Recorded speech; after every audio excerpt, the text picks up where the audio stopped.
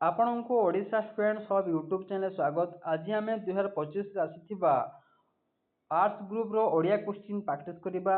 ଏହା ନିହାତି ଆଗକୁ ଆସୁଥିବା ଓଷ୍ଟେଟ୍ ପାଇଁ ବହୁତ ହେଲ୍ପଫୁଲ୍ ହେବ ଏବଂ ଓଷ୍ଟେଟ୍ ସହ SSB TGT ପାଇଁ ଆଗକୁ ଆସିବାର ଅଛି। ସେଥିପାଇଁ ନିହାତି ଏହା ଆପଣମାନଙ୍କ ପାଇଁ ସମସ୍ତଙ୍କ ପାଇଁ ହେଲ୍ପଫୁଲ୍ ହେବ। ତେବେ ଚାଲନ୍ତୁ କ୍ୱେଶ୍ଚିନ୍ ଆଡ଼କୁ ଯିବା। ପ୍ରଥମ ପ୍ରଶ୍ନ କ'ଣ ପଡ଼ିଥିଲା ଦେଖିବା। ହାତୀ ଝୁଲି ଝୁଲି ଚାଲୁଛି, ରେଖାଙ୍କିତ ଅଂଶର ପଦ ନିର୍ଣ୍ଣୟ କର। ଅପସନ୍ ଅଛି ଗୁଣବାଚକ ବିଶେଷଣ, ବିଶେଷଣର ବିଶେଷଣ, କ୍ରିୟା ବିଶେଷଣ, ସର୍ବନାମର ବିଶେଷଣ। ଦେଖନ୍ତୁ ହାତୀ ଝୁଲି ଝୁଲି ଚାଲୁଛି କୋଉ ପ୍ରକାର ବିଶେଷଣ? ଝୁଲି ଝୁଲି ଚାଲୁଛି। ଝୁଲି ଝୁଲି କ'ଣ ଗୋଟେ ଗୁଣକୁ ବୁଝାଉଛି ନା ବିଶେଷଣର ବିଶେଷଣ ହେଉଛି ନା କ୍ରିୟା ବିଶେଷଣ ନା ସର୍ବନାମର ବିଶେଷଣ? ରାଇଟ୍ ଆନ୍ସର ହେବ ଅପସନ୍।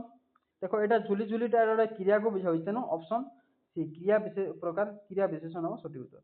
ପରବର୍ତ୍ତୀ ପ୍ରଶ୍ନ, ଗତି ଶବ୍ଦରେ କେଉଁ କୃତ୍ ପ୍ରତ୍ୟୟ ଯୋଗ ହୋଇଛି? ଗତି ଶବ୍ଦରେ କେଉଁ ପ୍ରକାର କୃତ୍ ପ୍ରତ୍ୟୟ ଯୋଗ ହୋଇଛି? ଅପସନ୍ ଅଛି ତି, ଅନ୍ୟ, ଦୀର୍ଘଇ, ଇ। ଗତି ଏଇଟା କୋଉ ପ୍ରକାର କୃତ୍ ପ୍ରତ୍ୟୟ? ନା ଏହା ଗୋଟିଏ ତି ଲାଗିଛି, ଗମ୍ ଜ୍ୟୋତି ଗତି ହେଉଛି, ତେଣୁ ଅପସନ୍ ଏ ହେବ ସଠିକ୍ ଉତ୍ତର। ତି ପ୍ରତ୍ୟୟ ଲାଗିଛି। ନେକ୍ସଟ କ୍ୱେଶ୍ଚିନ୍, ଶୁଦ୍ଧ ଶବ୍ଦଟିକୁ ବାଛ। ଏଥିମଧ୍ୟ କୋଉଟା ଶୁଦ୍ଧ? ଅପସନ୍ ଅଛି ବ୍ୟବହାରିକ, ଧନିକ, ସମୀଚୀନ, ନିରୁପମା। ଏହାର ସଠିକ୍ ଉତ୍ତର କ'ଣ ହେବ?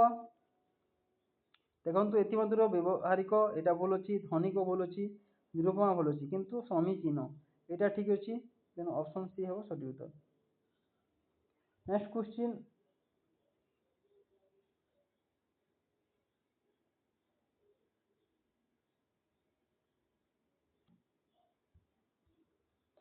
ପବନ ଶବ୍ଦଟିର ସନ୍ଧି ବିଚ୍ଛେଦ କଲେ କ'ଣ ହେବ? ଅପସନ୍ ଅଛି ପବ ଯୁକ୍ତ ନ, ପଇ ଯୁକ୍ତ ନ, ପ ଯୁକ୍ତ ନ, ପୌ ଯୁକ୍ତ ନ। ରାଇଟ୍ ଆନ୍ସର କ'ଣ ହେବ? ନା ରାଇଟ୍ ଆନ୍ସର ହେବ ଅପସନ୍ ସି ପ ଯୁକ୍ତ ଅନ ସମାନ ପବନ ହେବ, ତେଣୁ ଅପସନ୍ ସି ସଠିକ୍ ଉତ୍ତର। ନେକ୍ସଟ କ୍ୱେଶ୍ଚିନ୍, ପ୍ରତିଦିନ ଖରା ଟାଣ ହେଉଛି ରେଖାଙ୍କିତ ପଦଟି କେଉଁ ସମାସ? ଦେଖ ପ୍ରତିଦିନ ଖରା ଟାଣ ହେଉଛି ଯେଉଁ ପ୍ରତିଦିନଟି କେଉଁ ପ୍ରକାର ପଦ? ଏ ପଦଟା କେଉଁ ପ୍ରକାର ସମାସ? ଅପସନ୍ ଅଛି କର୍ମଧାରୟ, ଉପପଦ ତତ୍ପୁରୁଷ, ଅଲୋକ, ଅବ୍ୟଭାବୀ। କୋଉ ପ୍ରକାର? ଦେଖନ୍ତୁ କର୍ମଧାରୟ ହେବନି, ଉପପଦ ତତ୍ପୁରୁଷ ଲାଗିବନି, ଅଲୋକ ହେବନି। ଏ ପ୍ରତିଦିନଟା ଏଇଟା ଗୋଟେ ଅବ୍ୟୟ ଅଛି, ସେଥିପାଇଁ ଏଇଟା ଗୋଟେ ଅବ୍ୟଭାବୀ ସମାସ ହେବ। Option D right answer. Next question, ଅଲିଆରୁ ଗଜା ରୂଢ଼ିଟିର ଅର୍ଥ କ'ଣ? ଅପସନ୍ ଅଛି ଅନୁକୂଳ ବିଗିଡ଼ିବା, ଜନ୍ମରୁ ଚତୁର, ବର ଶତ୍ରୁତା, ଆପଣା ଲୋକ ଶତ୍ରୁ। ଅଲିଆରୁ ଗଜା କ'ଣ? ନା ଯେ କି ଜନ୍ମରୁ ଚତୁର, ମାନେ ଜନ୍ମରୁ ସେ ବୁଦ୍ଧିମାନ, ତାହାକୁ ବୁଝାଉଛି, ତେଣୁ ଅପସନ୍ ବି ସଠିକ୍ ଉତ୍ତର। ଏଇଟା ଗୋଟେ ଅନୁଚ୍ଛେଦ ଅଛି, ସିଧା ପ୍ରଶ୍ନକୁ ଉତ୍ତର ଦେଖିବା। କିଏ ପାଣି ଫଟକା ପରି ପବନରେ ଉଠେ ଓ ପବନରେ ମିଳାଇ ଯାଏ ବୋଲି କୁହାଯାଇଛି? ଅପସନ୍ ଅଛି ଅଭ୍ୟାସ, ଭୟ, ସ୍ୱପ୍ନ, ଦୁଃଖ। ସଠିକ୍ ଉତ୍ତର ଅପସନ୍ ଡି ଦୁଃଖ। ନିମ୍ନୋକ୍ତ କେଉଁଟି ଗୋପୀନାଥ ମହାନ୍ତିଙ୍କ ରଚନା ନୁହେଁ? ଏଥିମଧ୍ୟ କୋଉଟା ଗୋପୀନାଥ ମହାନ୍ତି ଲେଖିନାହାନ୍ତି? ଅପସନ୍ ଅଛି କଳାଶକ୍ତି, ଦାଦିବୁଡ଼ା, ଅପହଞ୍ଚ, ବାଇ ମହାନ୍ତି ପାଞ୍ଜି। ରାଇଟ୍ ଆନ୍ସର ହେବ ଦେଖନ୍ତୁ କଳାଶକ୍ତି ଲେଖିଛନ୍ତି, ଦାଦିବୁଡ଼ା ଲେଖିଛନ୍ତି, ଅପହଞ୍ଚ ଲେଖିଛନ୍ତି, କିନ୍ତୁ ବାଇ ମହାନ୍ତି ଲେଖିଛନ୍ତି, ତେଣୁ ଅପସନ୍ ଡି ସଠିକ୍ ଉତ୍ତର। ନେକ୍ସଟ କ୍ୱେଶ୍ଚିନ୍, ନିମ୍ନୋକ୍ତ ପଦଟି କେଉଁ ଅଲଙ୍କାର ଯୁକ୍ତ? ଏଥିମଧ୍ୟରୁ ଏଥିରେ କୋଉ ପ୍ରକାର ଅଲଙ୍କାର ଲାଗିଛି? ଅପସନ୍ ଅଛି ଭୈରବ ଆରବେ ରେବା ଦେଇ ଲମ୍ଫ, ଜନମାୟା ଜନ ମାନସେ ପ୍ରକମ୍ପ। ଅପସନ୍ ଅଛି ଅନୁପ୍ରାସ, ଉପମା, ରୂପକ, ବ୍ୟତିରେକ। ଏହାର ସଠିକ୍ ଉତ୍ତର ହେବ ଅପସନ୍ ଅନୁପ୍ରାସ ହେବ। ପରବର୍ତ୍ତୀ ପ୍ରଶ୍ନ, କହିବାର ଇଚ୍ଛା ଏହାକୁ ଏକ ପଦରେ ପ୍ରକାଶ କଲେ କ'ଣ ହେବ? ଅପସନ୍ ଅଛି ବିବସ୍ୟା, କକ୍ଷା, ବୁଭୁକ୍ଷା, ବିବକ୍ଷା। ରାଇଟ୍ ଆନ୍ସର ହେବ ଅପସନ୍ ଡି ବିବକ୍ଷା, କହିବାର ଇଚ୍ଛା ବିବକ୍ଷା। ପରବର୍ତ୍ତୀ ପ୍ରଶ୍ନ, ଏଇଟା କବିତା ଅଛି କେହି ରହିନାହିଁ ରହିବେ ନାହିଁ ଟି ଭରଙ୍ଗ ହୋଇତଲେ ସର୍ବେ ନିଜ ନିଜ ଅଭିନୟ ସାରି ବାହୁଡ଼ିବେ କାଲ୍ୟାଅ ବୋଲେ। এই କବିତାଂଶଟି କେଉଁ ଛନ୍ଦରେ ରଚିତ? ଅପସନ୍ ଅଛି ଗୁଜ୍ଜରୀ, ନଟବାଣୀ, ବଙ୍ଗଳାଶ୍ରୀ, ଚକି।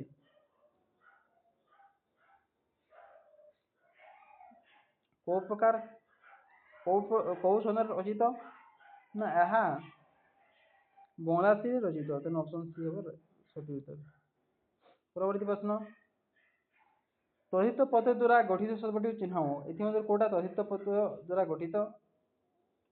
ଅପସନ୍ ଅଛି ପାଠୁଆ, ପିତା, କ୍ଷୋଭ, ପଢୁଆ।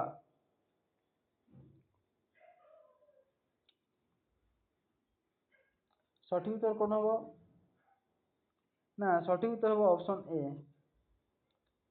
পাঠুয়া হব সঠিক উত্তর। ତୁମେ ଯଦି ନନ୍ଦନକାନନ ଯିବ ତେବେ ସିଂହ ସଫାରି ଦେଖିବା ଏହା କି ପ୍ରକାର ବାକ୍ୟ? ଦେଖନ୍ତୁ ତୁମେ ଯଦି ନନ୍ଦନକାନନ ଯିବ ତେବେ ସିଂହ ସଫାରି ଦେଖିବା ଏହା କେଉଁ ପ୍ରକାର ବାକ୍ୟ? ଅପସନ୍ ସି ସରଳ, ଜଟିଳ, ଯୌଗିକ, ମିଶ୍ର। ଏହାର ସଠିକ ଉତ୍ତର ହେବ ଅପସନ୍ ବି। ଏଟା ଯଦି ଲାଗିଛି ସେଥିପାଇଁ, ଯଦି ତେବେ ଲାଗିଛି ସେଥିପାଇଁ ଏହା ଗୋଟେ ଜଟିଳ ବାକ୍ୟ। ପରବର୍ତ୍ତୀ ପ୍ରଶ୍ନ, ଖାରବେଳ ମଗଜ ଯୋଗ କରିଥିଲେ ରେଖାଙ୍କିତ ପଦଟି କେଉଁ କାରକ? ଦେଖନ୍ତୁ ରେଖାଙ୍କିତ ପଦଟି କେଉଁ ପ୍ରକାର କାରକ? ଅପସନ୍ ସି କର୍ତ୍ତା, କର୍ମ, କରଣ, ଅଧିକରଣ। ଖାରବେଳ ମଗଜ ଜୟ କରିଥିଲେ, ଏଟା ମଗଜ କୋଉ ପ୍ରକାର? ନା ଏହା ଗୋଟେ କର୍ମକୁ ବୁଝାଉଛି, ତେଣୁ ଅପସନ୍ ବି ସଠିକ ଉତ୍ତର। ପରବର୍ତ୍ତୀ ପ୍ରଶ୍ନ, ସମ୍ପଦ କାଲେ ସର୍ବେ ସଖା ରେଖାଙ୍କିତ ପଦଟି ବିଭକ୍ତି ନିର୍ଣ୍ଣୟ କର। ଅପସନ୍ ଅଛି ଦ୍ୱିତୀୟା, ପଞ୍ଚମୀ, ଷଷ୍ଠୀ, ସପ୍ତମୀ। ସମ୍ପଦ କାଳ ସମୟକୁ ବୁଝାଉଛି। ସମ୍ପଦ କାଳରେ କୋଉ ପ୍ରକାର କାଳ? ନା ସମ୍ପଦ କାଳରେ। ତେଣୁ ଏଇଟା କୋଉ ବିଭକ୍ତି ବସିଛି? ନା ଏହାର ସଠିକ ଉତ୍ତର ହେବ ଅପସନ୍ ଡି। ଏଇଟା ସପ୍ତମୀ ବିଭକ୍ତି।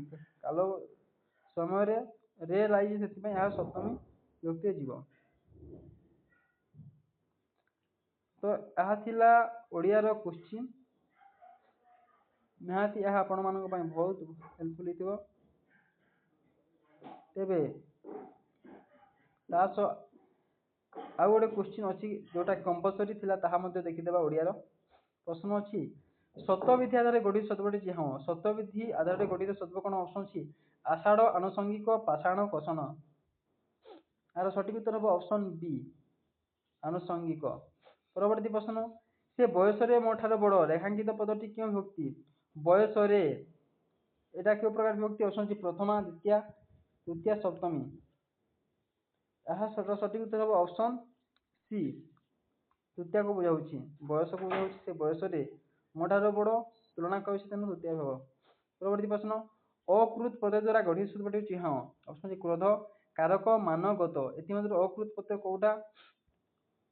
ସଠିକ ଉତ୍ତର ହେବ ଅପସନ୍ ଏ କ୍ରୋଧ ମଧ୍ୟ ହେବ, ଆଉ କ୍ରୋଧ ମଧ୍ୟ ହେବ, ସି ମାନ ମଧ୍ୟ ହେବ। ପରବର୍ତ୍ତୀ ପ୍ରଶ୍ନ, ଗୋଡ଼ ତଳେ ନ ଲାଗିବା ରୂଢ଼ିର ଅର୍ଥ କ'ଣ? ଅପସନ୍ ସି ଅତ୍ୟନ୍ତ ଆନନ୍ଦ ଅବସ୍ଥା, ବ୍ୟତିବ୍ୟସ୍ତ ହେବା, ଭୟଭୀତ ହେବା, ଅତି ଅସ୍ଥିର ହେବା। ଗୋଡ଼ ତଳେ ନ ଲାଗିବା ମାନେ ସବୁବେଳେ କ'ଣ ରହିବ? ନା ଗୋଟେ ଖୁସି ହେଇଯିବା, ଆନନ୍ଦ ହେଇଯିବା। ତେଣୁ ଅପସନ୍ ଏ ହେବ ସଠିକ ଉତ୍ତର। ପରବର୍ତ୍ତୀ ପ୍ରଶ୍ନ, ଏଟା ଅନୁଚ୍ଛେଦ ଅଛି, ସିଧା ପ୍ରଶ୍ନକୁ ଯିବା। ପ୍ରତ୍ୟାଖ୍ୟାତ ଏକଲବ୍ୟ ଏଠାରେ ପ୍ରତ୍ୟାଖ୍ୟାତର ଅର୍ଥ କ'ଣ? ଅପସନ୍ ସି ଗଣିତ, ଅପାଂକ୍ତେୟ, ଦୂରୀକୃତ, ଅବର୍ଣ୍ଣ। ରାଇଟ୍ ଆନ୍ସର ହେବ ଅପସନ୍ ସି ଦୂରୀକୃତ ହେବ ସଠିକ ଉତ୍ତର। ପରବର୍ତ୍ତୀ ପ୍ରଶ୍ନ, ଜଣେ ବିଦ୍ୟାର୍ଥୀ କାହା ବଳରେ ପରମ୍ପରାଗତ ସମସ୍ତ ନିୟନ୍ତ୍ରଣକୁ ଲଙ୍ଘି ଯାଇପାରେ? ଅପସନ୍ ସି ନିଜର ଶ୍ରମ ସାଧନା, ନିଜର ଶ୍ରଦ୍ଧା ଓ ବିଶ୍ୱାସ, ନିଜର ଜ୍ଞାନ ଗରିମା, ନିଜର ବୁଦ୍ଧି ଓ ବିବେକ। ସଠିକ ଉତ୍ତର କ'ଣ ହେବ? ନା ଏହାର ସଠିକ ଉତ୍ତର ହେବ ଅପସନ୍ ବି ନିଜର ଶ୍ରଦ୍ଧା ଓ ବିଶ୍ୱାସ। ଏକଲବ୍ୟର ଦୁଃସାହସ ପାଇଁ ଶାସ୍ତିକୁ କ'ଣ ବୋଲି ବିଚାର କରିଛି? ଅପସନ୍ ସି ସାମାଜିକ ନ୍ୟାୟ, ଆଚାର୍ଯ୍ୟ ନ୍ୟାୟ, ରାଜକୀୟ ନ୍ୟାୟ, ସାହିତ୍ୟିକ ନ୍ୟାୟ। ସଠିକ ଉତ୍ତର ହେବ ଅପସନ୍ ଡି ସାହିତ୍ୟିକ ନ୍ୟାୟ। ଗୁରୁଦ୍ରୋଣ ସେଦିନ ଏକଲବ୍ୟକୁ କାହିଁକି ଖୁସିରେ କୁଣ୍ଠାଇ ଧରିଲାନି? ଅପସନ୍ ସି ଏକଲବ୍ୟ ଶବ ରହିଥିବାରୁ, ପାଖରେ ଅନ୍ୟ ଶିଷ୍ୟ ଥିବାରୁ, ଅସଲ ଗୁରୁ ହୃଦୟ ନଥିବାରୁ, ଏକଲବ୍ୟ ସ୍ପୃଶ୍ୟ ହୋଇନଥିବାରୁ। ରାଇଟ୍ ଆନ୍ସର ହେବ ଅପସନ୍ ସି ଅସଲ ଗୁରୁ ହୃଦୟ ନଥିବାରୁ। ପରବର୍ତ୍ତୀ ପ୍ରଶ୍ନ, ବ୍ୟାସଦେବଙ୍କର କୋଣ ଚିହ୍ନିବା ଲାଗି ସାହସ ନଥିଲା ବୋଲି କୁହାଯାଇଛି? ଅପସନ୍ ସି ନୈତିକ ସାହସର ବିପୁଲତା, ମାନବିକ ସ୍ନେହର ବିପୁଲତା, ଏକଲବ୍ୟର ଦୁଃସାହସ, ଗୁରୁଦ୍ରୋଣଙ୍କ ଆଚାର୍ଯ୍ୟ ପଦ। ରାଇଟ୍ ଆନ୍ସର ହେବ ଅପସନ୍ ବି ମାନବିକ ସ୍ନେହର ବିପୁଲତା। ପରବର୍ତ୍ତୀ ପ୍ରଶ୍ନ, ମଧୁ ତାର ମାମୁଁ ଘରକୁ ଯାଇଛି ରେଖାଙ୍କିତ ଅଂଶଟି କେଉଁ ପଦ? ଅପସନ୍ ସି ବିଶେଷ୍ୟ, ବିଶେଷଣ, ସର୍ବନାମ, ଅବ୍ୟୟ। ସଠିକ ଉତ୍ତର ହେବ ଅପସନ୍ ସି ସର୍ବନାମ।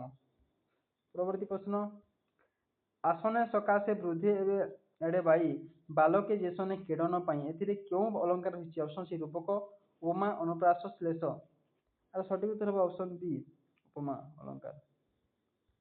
ତୁଷାର ଧବଳ ଏହା କେଉଁ ପ୍ରକାର ସମାସ ନିଷ୍ପତ୍ତି?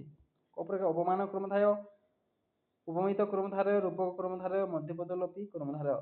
ରାଇଟ୍ ଆନ୍ସର ହେବ ଅପସନ୍ ଏ ଉପମାନ କ୍ରମଧାରୟ। ପରବର୍ତ୍ତୀ ପ୍ରଶ୍ନ, ଆରଣ୍ୟ ଶବ୍ଦଟି କେଉଁ ରହିତ ପଦ୍ୟ ଦ୍ୱାରା ଗଠିତ? ଅପସନ୍ ସି ଅ, ୟ, ଦୀର୍ଘ ୟ, ଏୟ। ସଠିକ ଉତ୍ତର କଣ ହବ ନା ଏହା ଓ ରେ ଗଠିତ। ପରବର୍ତ୍ତୀ ପ୍ରଶ୍ନ ଶୁଦ୍ଧ ଶିଳ୍ପଟିକୁ ବାଛ ଏଥିମଧ୍ୟ କୋଉଟା ଶୁଦ୍ଧ ଅପସନ ଜି ମରୁଦ୍ୟାନ ବିରୂପାକ୍ଷ ବୃହସ୍ପତି ଶ୍ରମାଙ୍ଗୀଣ। ସଠିକ ଉତ୍ତର ହବ ଅପସନ ଡି ଶ୍ରମାଙ୍ଗୀଣ ହବ ସଠିକ ଉତ୍ତର। କଳି ଉପଦ୍ରବେ ତ୍ୟଜି ଲୋକାଲୟ ଶାନ୍ତି କିଏ ସ୍ଥଳେ ଭଜିଲେ ଆଶ୍ରୟ ଏଥିରେ କେଉଁ ଅଲଙ୍କାର ରହିଛି ଅପସନ ଅଛି ଉପମା ରୂପକ ଉତ୍ପେକ୍ଷା ଅନୁପ୍ରାସ। ସଠିକ ଉତ୍ତର ହବ ଅପସନ ସି ଉତ୍ପେକ୍ଷା ଅଲଙ୍କାର ରହିଛି। ପରବର୍ତ୍ତୀ ପ୍ରଶ୍ନ ବିଶାଲ ଅକ୍ଷୀ ଯାହାର ସେ ସମସ୍ତ ପଦଟି କଣ ହବ ଅପସନ ସି ବିଶାଲାକ୍ଷ ବିଶାଲିକ୍ଷୀ ବିଶାଲାକ୍ଷୀ ବିଶଲାକ୍ଷୀ। ଆର ସଠିକ ଉତ୍ତର ହବ ଅପସନ ଏ ବିଶାଲାକ୍ଷ ହେବ ସଠିକ ଉତ୍ତର।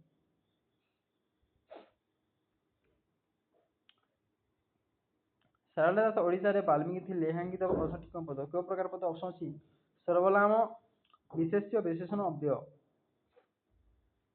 ଆର ସଠିକ ଉତ୍ତର କଣ ହବ ନା ଅପସନ ବି ଏଟା ଗୋଟେ ବିଶେଷ୍ୟ ପଦ। ପରବର୍ତ୍ତୀ ପ୍ରଶ୍ନ ରାମଚନ୍ଦ୍ର ରାବଣକୁ ମାରି ସୀତାକୁ ଉଦ୍ଧାର କଲେ ଏହା କେଉଁ ପ୍ରକାର ବାକ୍ୟ ଏହା କେଉଁ ପ୍ରକାର ବାକ୍ୟ ଅପସନ ସରଳ ଜଟିଳ ଯୌଗିକ ମିଶ୍ର। ସଠିକ ଉତ୍ତର ହବ ଅପସନ ଏ ସରଳ ବାକ୍ୟ। ପରବର୍ତ୍ତୀ ପ୍ରଶ୍ନ ଶୁଦ୍ଧ ବାକ୍ୟଟି ଚୁହା ସିଦ୍ଧ ବାକ୍ୟ କଣ ଅପସନ ଜି ଆରତୀୟ ମିନତି ତୁଏ ଜାଣିଲା ଭଉଣୀ ଗୋଲକ ବିହାଲି ଥର ଜଣେ ଭାଷା ତତ୍ତ୍ୱବିତ୍ ଏ ଦୁନିଆରେ ନିରୋଗୀ କେହି ନାହାନ୍ତି ନୂଆ ମନ୍ତ୍ରିମଣ୍ଡଳ କେବେ ହେବ ଜଣା ନାହିଁ। ସଠିକ ଉତ୍ତର କଣ ହବ